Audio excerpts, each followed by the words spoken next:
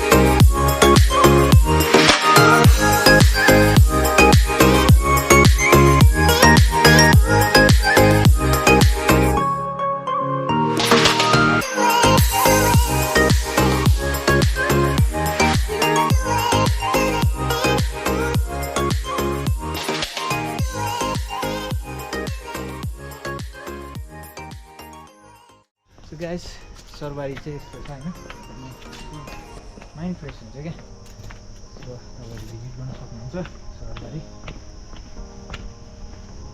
चाहिँ घर फर्किँदैछु। आजको भिडियोमा चाहिँ यति थियो। Thank you for watching, keep support.